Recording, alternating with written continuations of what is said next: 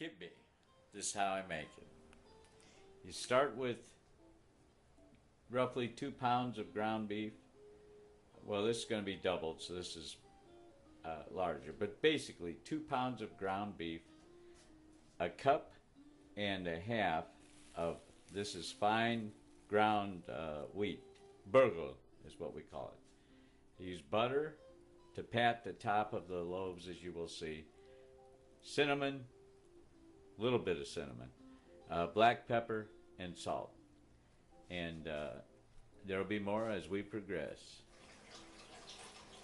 Next, you take an onion, which I forgot to mention in the ingredients. Actually, I have 2 in the chopper. You take the 1 pound roughly of ground beef, which we will prepare on the stove. And I forgot to mention, with the wheat, a good way to clean it is to put it into a basin and let the water just run over it for a while, and it'll clear out all the impurities. Of course, you know that, no doubt. And if I sound like I'm preaching to the pro, forgive me. But here we go. Then, you take the smaller amount of beef for your filling. The Arabic name is hashwi for the filling. And I put salt and pepper in here, and now I'm just getting the onions to get loosened. Cooking it over a medium-high heat.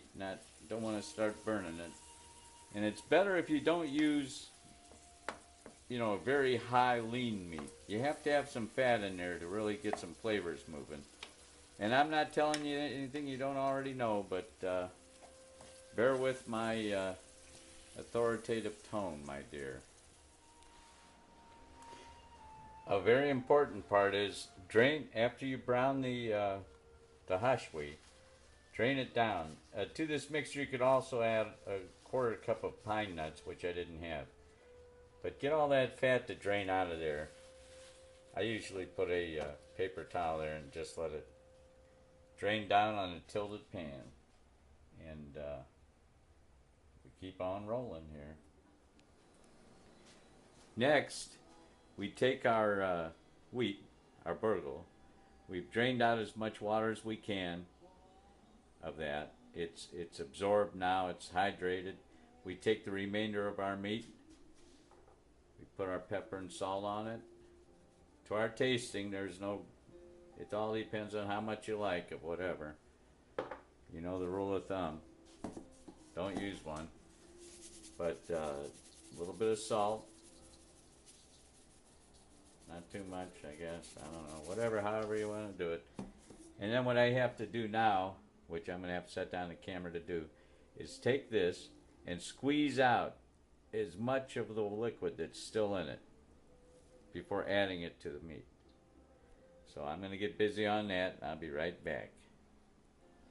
When you're finished kneading it together, as you can see, I've added cold water a little bit at a time to get it to become more of a pasty consistency. A little bit of cold water, keep dipping your hands, and you'll have the softest hands when you're done kneading all this stuff. Be right back at you. Now the next part is actually preparing for the oven. I like to wear a glove for this because it's a lot of smearing around and getting fancy. But I often dip in the cold water again. I'm going to make a layer of this. This is the kibbee. I'm going to put this on a layer in the bottom. I'm going to get the hashwi, and that's going to be a middle layer, and then I'm going to top it off with this. So that's what I'll be doing. And you take the kibbee and you just kind of flatten it out in a layer, depending on how thick you want it. That's the whole thing. The middle layer is usually the thinner of the three, kind of like an Oreo maybe. All right, my dear. As I progress, I'll be keep this film up for you. Next, we brought the hashwi over. It's well drained. Can't get over what they call lean meat anymore. I must have had 2 cups of fat come out of this. But it makes no difference. It's Very tasty. This should be spread evenly as the middle layer, the hashwi, remember. I don't know what I sound like on this or anything else like that, but it is what it is. We'll take this hashwi, evenly spread it, make sure that it's chopped down pretty good. I should have checked that before I started spreading it, but I'll work it out.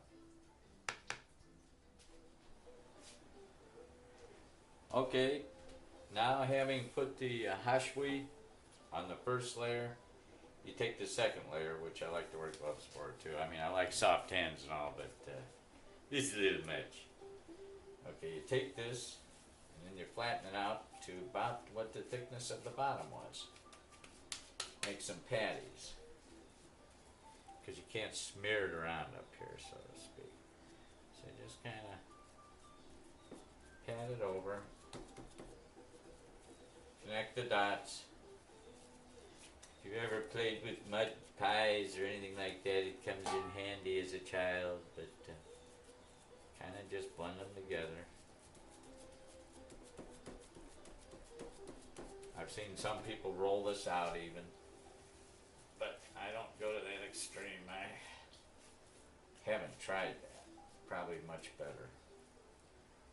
But a little thicker than the bottom, but I gotta get rid of this. So we're just gonna cover it over on the top like this. You asked if I did know. So far, so good. Now we prepare for the oven. We pre-cut with as narrow a knife as you can. Keep it wet.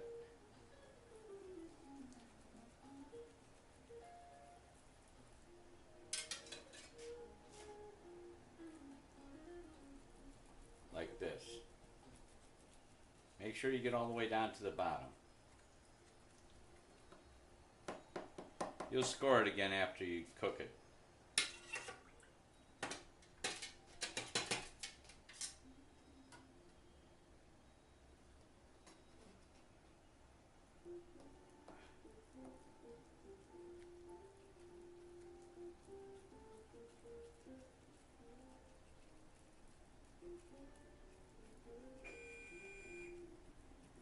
The oven's hot.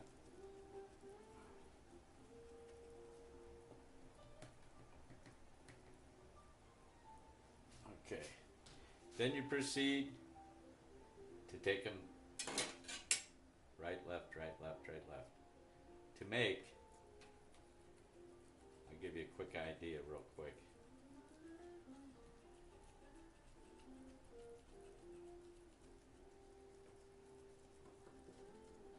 With the next cut.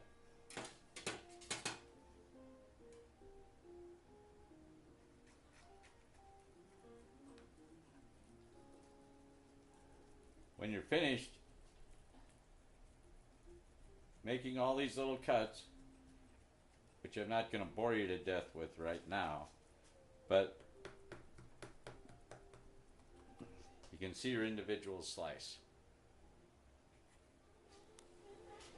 And my dear friend, we are almost ready to throw it in the oven. I put a few drops of olives around the edges, around the top. Wipe down the edge just to keep any, seals that were made that won't allow it to breathe evenly. Anyway, we bring it around, all the way around, carefully. Now this is a pre-greased pan, so we're in pretty good shape here. Make sure we keep everything the way it was supposed to look in the first place. Give it one last wipe around the edges.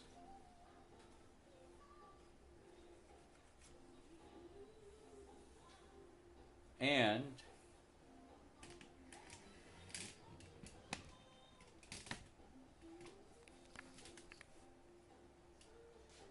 bring it over here.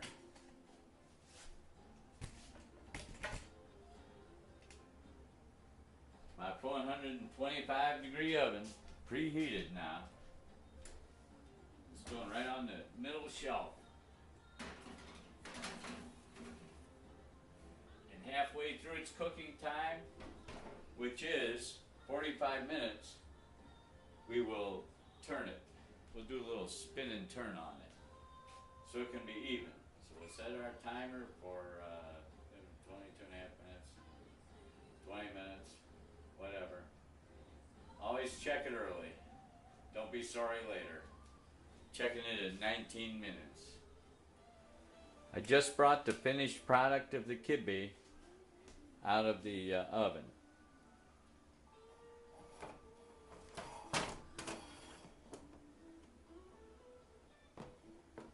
So that's what it'll look like when it's finished.